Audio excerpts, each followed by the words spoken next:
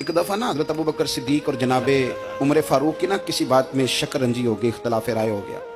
तो जनाबे उमर जरा डाढ़ी तबीयत के बंदे थे, डांट दिया अबू बकर सिद्दीक को। तो सिद्दीक एक बार नरम बंदे थे, माड़े दा की कम मोहम्मद नास जाना या रोना।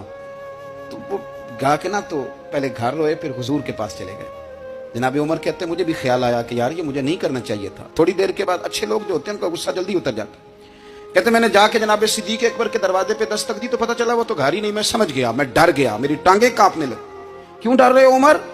फरमाने लगे इसलिए डर रहा हूं कि अबू बकर जब अपने घर नहीं होते तो दरवाजा रसूल पे होता। सारी बात तो सुना दी होगी। फरमाते मैं नबी पाक की बारगाह में पहुंचा, सामने अबू बकर बैठे हैं, पुश्त मुबारक मेरे करीम रसूल की काबे की जानब, चेहरा सिद्दीक अकबर की जानब, दोनों की गर्दनें झुकी हुई।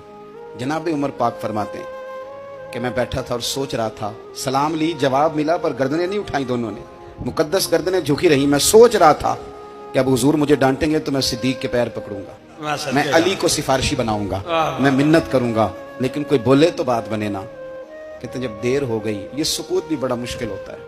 ओहो, अगर कभी वो चुप कर जाए तो ये भी बड़ा मसला है, महबूब भी चुप कर जाए। कहते मैं बड़ा परेशान हुआ, जब मेरा कलेजा मुंह को आया ना तो जनाबे उमर कहते मैं बोलने लगा तो आंसू मेरे पहले निकल गए। अल्लाहु अकबर। मैंने रो के कसोनिया भूल गया था, मैं गया था अबू बकर के घर माफी मांगने, पर ये यहाँ आ गए।